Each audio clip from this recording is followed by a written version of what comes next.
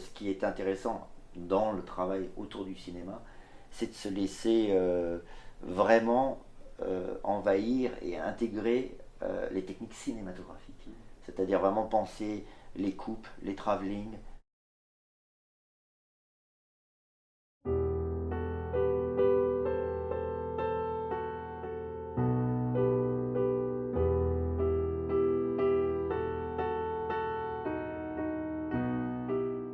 C'est presque de l'art plastique aussi, un film de Godard. Moi, je vois très bien un film de Godard ou les films de Godard dans un musée, en défilement permanent. On peut y rentrer à n'importe quel moment. On peut, quelque chose peut nous donner une étincelle.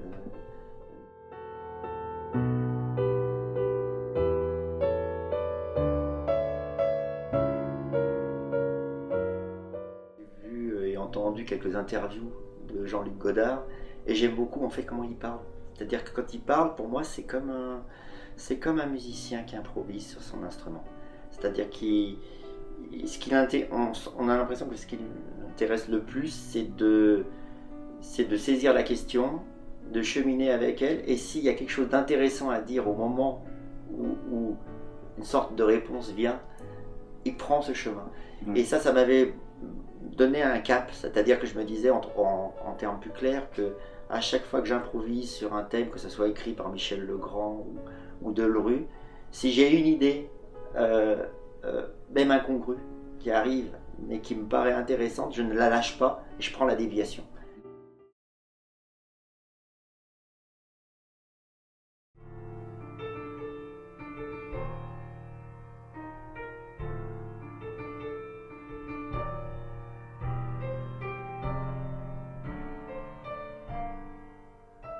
Son travailler, c'est que tu tires de la matière autant de la matière visuelle que de la matière sonore. Oui, C'est-à-dire que ça te sert autant de regarder le film que d'en écouter la musique. Parce que c'est l'esprit du film que tu insuffles dans une musique qui est déjà écrite pour aller au-delà de cette musique.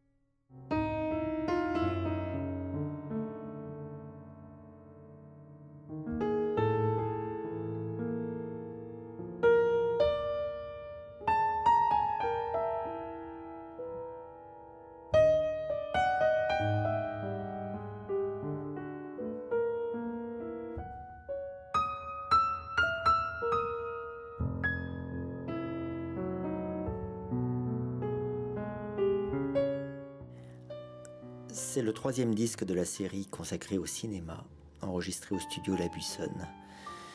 Ils suivent tous le même rituel. Une journée d'enregistrement, des prises la journée et un concert le soir.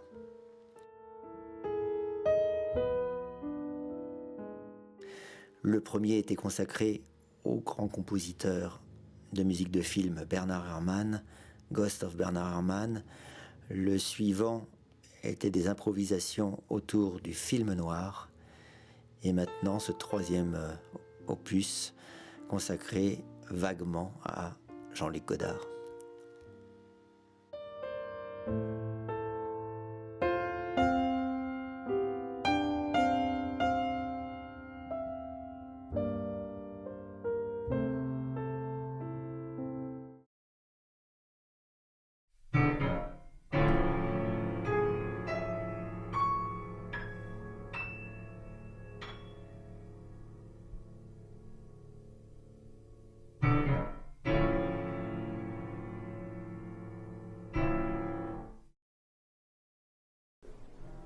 Il y a un travail très très sophistiqué, tout le monde le sait, sur la bande son. Oui. Et il y a toujours, je dirais, des couches superposées.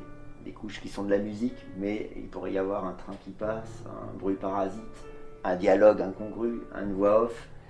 Et ça, je l'ai retenu, je l'ai traduit musicalement. Reprendre la musique seule, c'est pas possible, si ce n'est pour jouer un beau morceau. Et en général, il y a des très beaux morceaux chez Godard, que ce soit des reprises de musique classique, comme Fauré ou les magnifiques thèmes de Georges Delerue. On aurait pu se contenter d'interpréter des films qui sont utilisés dans les films, mais quel intérêt. Là, moi, ce qui m'intéressait, c'était de créer moi-même cette dynamique de casser mon joli thème, de créer des couches superposées, mais cette fois-ci musicales. Et du coup, je m'éloigne beaucoup du texte de base en essayant de me rapprocher de ce que j'ai vécu moi. En tant que spectateur.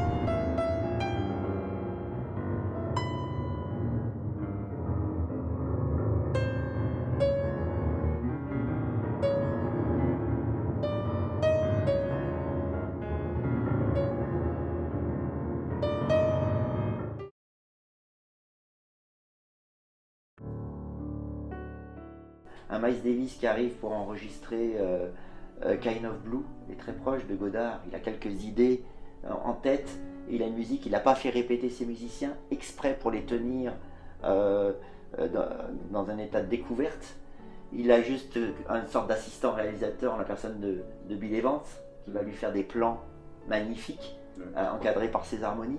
Et le reste, ça se passe par la magie, le charisme du personnage et les quelques notes qu'il va jouer.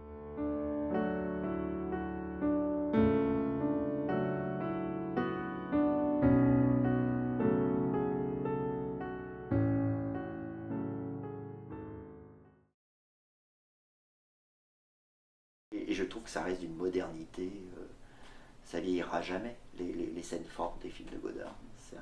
C'est quelque chose qui s'implante dans le cinéma comme la scène de la douche d'Hitchcock. Enfin, il y a cette force-là, quelque chose qui n'a jamais été fait avant, qui est là et qui fait son travail comme une sculpture qu'on pose chez soi. Enfin, je veux dire, c'est très très fort pour ça et très stimulant.